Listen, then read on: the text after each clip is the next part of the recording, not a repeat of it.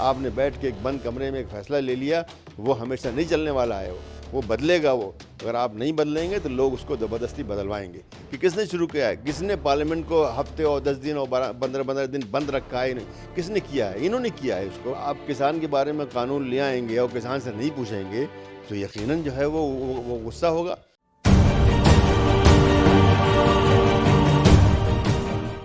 Universities کا، colleges کا نہ کھلنا اب چھاتروں کے سڑک پر اترنے کا مدعا بن چکا ہے۔ چھاتر اس مدعے کو لے کر سڑک پر اتر رہے ہیں کہ ہمارے کیمپسز کیوں نہیں کھولے جا رہے ہیں۔ آج اس پورے مدعے پر بات کرنے کے لیے میرے ساتھ موجود ہیں سینئر صحافی، ملی گزٹ کے چیف ایڈیٹر ظفر الاسلام خان صاحب۔ سب سے پہلے آپ کا ANN چینل پر بہت سواگت۔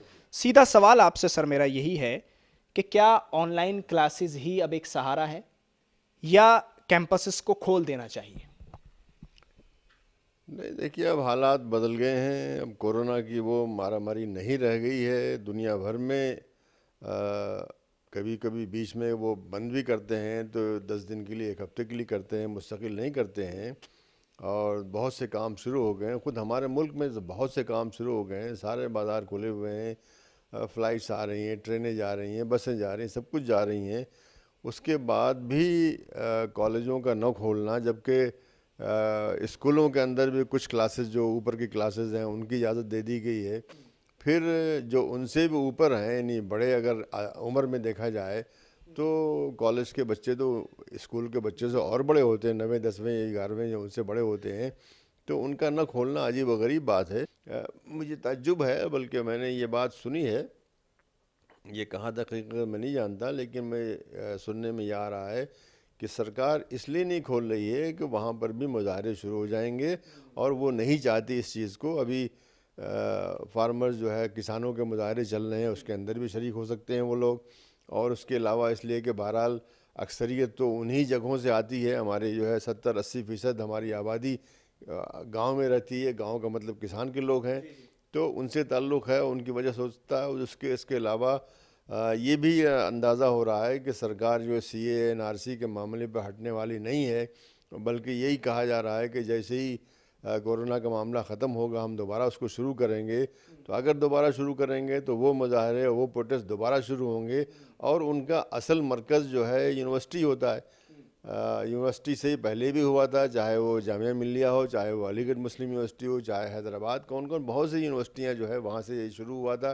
اس لیے کہ طلبہ جو ہوتے ہیں، ہمیشہ ایسے ہی آیا ہے، انگریزوں کے زمانے میں بھی ایسی تھا کہ جو تحریکیں ہوتی تھیں طلبہ ہی جو ہے اس میں آگے آگے رہتے تھے، اس لیے کہ وہ ایک ایسی عمر ہوتی ہے جس کے اندر کے آدمی جو ہے بہت زیادہ جو ہے نہیں سوچتا ہے میرا کیا نقصان ہوگا کیا ہوگا، بلکہ سوچتا ہے کہ کیا چیز صحیح ہے کیا چیز غلط ہے۔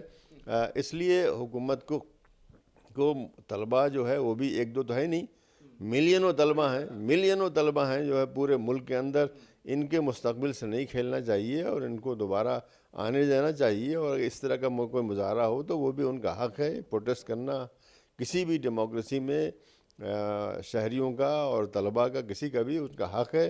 اگر وہ پروٹیسٹ کریں گے تو اس پروٹیسٹ کو اس وقت جو ہے اس کے لحاظ سے دیکھنا چاہیے، نہ یہ کہ صرف خدشے کی وجہ سے ابھی سے ان کو بند کر دیا جائے۔ اگر ہم دوسری طرف دیکھیں تو جو الیکشن چل رہے ہیں ان میں بڑی تعداد میں لوگ حصہ لے رہے ہیں۔ ابھی بنگال کی بات کروں، پیچھے بہار کا الیکشن گزرا اس کی بات کروں، تمام ریلیاں، کوئی بھی پارٹی ہو، BJP ہو، کانگریس ہو یا اور دیگر کوئی بھی پارٹی ہو، سب میں لوگ آئے ہیں اور سوشل ڈسٹینسنگ ختم ہوئی ہے۔ تو کالج اور یونیورسٹیز پر نظر کیوں ہے؟ بالکل سوشل ڈسٹینسنگ ہر جگہ ختم ہو چکی ہے۔ آپ کسی بھی مارکیٹ میں چلے جائیے، آپ دیکھیے وہاں پہ لوگ جو ہے کندھے سے کندھا ملا کے چل رہے ہیں، کوئی سوشل ڈسٹینسنگ نہیں ہے۔ اس کے علاوہ جو سفر کے وسائل ہیں مختلف، اس کے اندر کوئی سوشل ڈسٹینس، پہلے یہ تھا کہ ایک سیٹ چھوڑ کے جائیں گے بیٹھیں گے لوگ، اب تو وہی سب ختم ہو گیا ہے سب۔ اب وہ باتیں نہیں رہ گئی ہیں، اس لیے یہ کوئی بات نہیں ہے۔ یہ کوئی اگر واقعی خطرہ، اور پھر یہ کہ جیسے کہ پہلے بھی کہا جا رہا تھا کہ جو ہے ایک ہرڈ امیونٹی پیدا ہوتی ہے۔ ہرڈ امیونٹی اسی وقت پیدا ہوگی جب کہ لوگ ملیں گے ایک دوسرے سے۔ اگر دور دور الگ الگ کمرے میں بیٹھے رہیں گے تو ہرڈ امیونٹی کیسے پیدا ہوگی؟ اس وقت مل کر کے پھر جو امیونٹی پیدا ہو جاتی ہے، پھر وہ وائرس آپ کے اوپر اثر نہیں کر پاتا، اس لیے کہ آپ کا جو ہے جسم اس کے جوجھ چکا ہے، اس کا ایک اینٹی باڈی بنا چکا ہے۔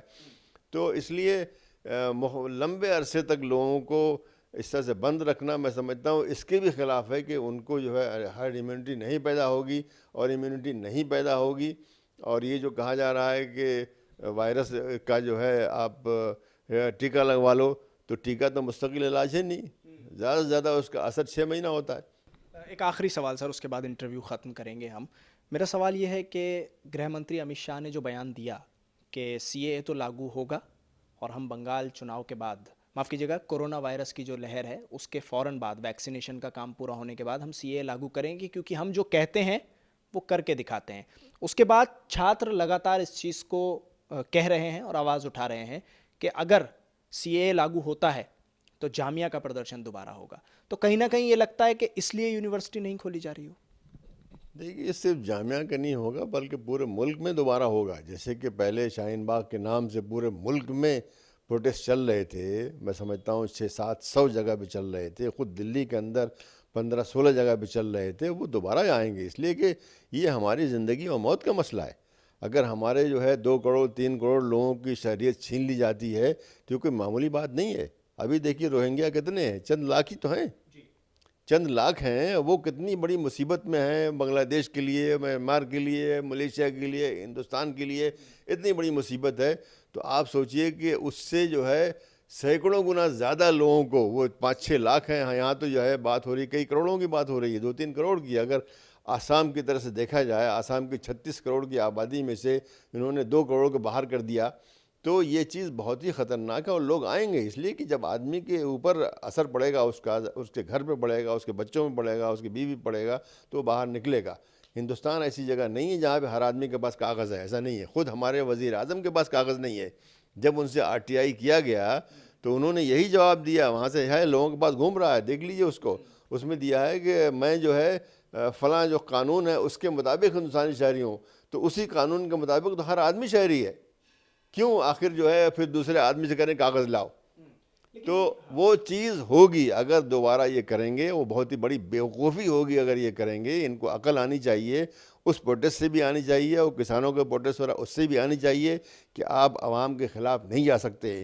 آپ نے بیٹھ کے ایک بند کمرے میں ایک فیصلہ لے لیا، وہ ہمیشہ نہیں چلنے والا ہے، وہ بدلے گا۔ وہ اگر آپ نہیں بدلیں گے تو لوگ اس کو زبردستی بدلوائیں گے۔ لیکن بی جے پی کے لوگوں کا یہ بھی کہنا ہے، جو ستادھاری پارٹی ہے اس کے لوگ لگاتار کہہ رہے ہیں کہ یہ ٹرینڈ کب شروع ہوا ہے، اور یہ ٹرینڈ کیوں شروع ہوا ہے کہ اگر کوئی بھی قانون آئے گا، کوئی بھی بل آئے گا تو آپ لوگ سڑک گھیر لیں گے، عام لوگوں کو پریشان کریں گے، شاہین باغ میں سڑک پر بیٹھ جائیں، جعفر آباد میں سڑک پر بیٹھ جائیں، یا آپ کسان آندولن کی بات آپ نے کی، کسان آندولن میں بھی چکا جام کر دیا، سڑک جام کر دی، ایسا کب تک چلے گا؟ کیوں بھائی، یہ تو BJP نے شروع کیا ہے۔ رام مندر کے نام پہ انہوں نے پورے ملک میں ایک مہم چلائی، پورے ملک میں قتل کروایا، 3000 لوگوں کو قتل کروایا انہوں نے۔ جب یہ اڈوانی جی نکلے تھے، یہ اپنے گریبان میں جھانکیں، پہلے یہ دیکھیں کہ کس نے شروع کیا ہے، کس نے پارلیمنٹ کو ہفتے اور 10 دن اور 15 دن بند رکھا ہے، کس نے کیا ہے؟ انہوں نے کیا ہے اس کو۔ تو یہ کہنا، اور پھر یہ جو قانون لے آتے ہیں، اب آپ کسان کے بارے میں قانون لے آئیں گے اور کسان سے نہیں پوچھیں گے تو یقیناً جو ہے وہ غصہ ہوگا۔ اگر آپ جو ہے 3 طلاق کے بارے میں بات کریں گے اور آپ کا پارلیمنٹ میں آپ کا ایک وزیر کھڑا ہو کہے گا کہ صاحب ہم نے کسی مسلمان سے مشورہ نہیں کیا، تو یہ بڑی بے عزتی کی بات ہے ایک ڈیموکریسی کے لیے کہ آپ ایک قانون لے آتے ہیں اور جن لوگوں پر اس کی دھار پڑنے والی، اثر پڑنے والا، ان سے پوچھتے نہیں ہیں۔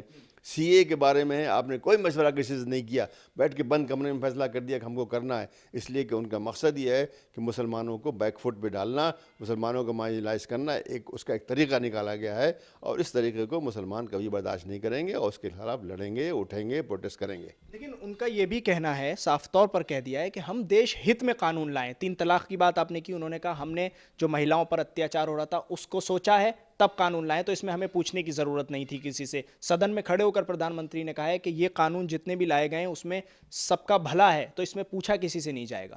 اگر ان کو کہا ہے کہ ہر قانون کسی سے پوچھ کے تو نہیں بنایا جائے گا۔ اگر ان کو بہت ہی پریشانی ہوتی تو جو ان کی عورتیں ڈاوری کے نام پہ قتل ہو رہی ہیں اور روزانہ قتل ہو رہی ہیں، روزانہ یہ خبر آتی، پہلے اس کے بارے میں سوچتے۔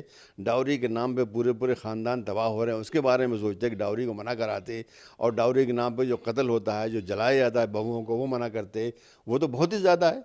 اگر دیکھا جائے، جو ہمارے خود تحقیقات ہیں کہ 3 طلاق تو مسلمانوں میں بالکل بہت ہی نادر ہے، بالکل سے۔ ہم نے ابھی تحقیقات کرائی تھی اور کمیشن کی طرف سے، مائنورٹی کمیشن میں جب میں تھا وہاں پہ ہم نے کرائی تھی، نارتھ ایسٹ ڈسٹرکٹ کے اندر مسلمان عورتیں वहाँ पे सर्वे कराया था, उन्होंने बताया कि हमारे यहाँ कोई 3 तलाक हुई नहीं। एक पूरा है जिसको कि दिल्ली में कहा जाता है सबसे ज़्यादा मुसलमान वहाँ रहते हैं, वो कह रहे हैं, वहाँ की औरतें कह रही हैं कि यहाँ कोई 3 तलाक नहीं हुई, यहाँ पे नहीं जानते वो लोग। तो ये चीज़ जो कि कहीं इत्तेफाक से कहीं हो गई है, उसके बारे में इतनी परेशानी। और ये डाउरी के नाम पे डेथ, तो वो जो है अगर अभी आप आंकड़े जमा कीजिए तो आपको रोज़ाना कुछ ना कुछ मिलता है। हर साल जो है हज़ारों ऐसी औरतें होती हैं जो कि उसकी होती हैं, तो उसके बारे में सोचते, लेकिन उन्होंने नहीं सोचा। कोई भी कानून बने तो उसके बारे में जो स्टेक होल्डर बोलते हैं, जो जिनके ऊपर असर होने वाला है, जिनसे वो मुतल्लिक है, उनसे मशवरा करना ज़रूरी है। और अगर ये सरकार नहीं करेगी, जैसे कि उन्होंने किसानों के बारे में नहीं किया, एनआरसी के बारे में नहीं किया, 3 तलाक के बारे में नहीं किया, तो फिर लोग खड़े होंगे और उसके खिलाफ जो है बोलेंगे। ठीक है सर, बहुत बहुत शुक्रिया आपका बात करने के लिए, वक्त देने के लिए। ज़फ़रुल इस्लाम खान साहब साफ तौर पर कह रहे हैं कि अगर कानून लाए जाते हैं तो उनमें पहले मशवरा किया जाए, जिन लोगों के लिए कानून लाया जा रहा है उनसे कम से कम उनके जो नेता हैं, उनके जो बड़े लोग हैं और जो सोच समझने वाले लोग हैं, उनसे पूछा जाए, बैठकर बात की जाए, तब कानून लाए जाएँ। जामिया मिल्लिया इस्लामिया मुद्दे पर ज़फ़रुल इस्लाम साहब का साफ तौर पर कहना है कि अगर स्टूडेंट अपनी ये मांग रख रहे हैं तो उनकी मांग बिल्कुल जायज़ है, क्योंकि ऑनलाइन क्लासेस बहुत दिन तक और बहुत वक्त तक नहीं ली जा सकती हैं, इसलिए कैंपस का खुलना बहुत ज़रूरी है। दिल्ली से INN चैनल के लिए साहिल नकवी।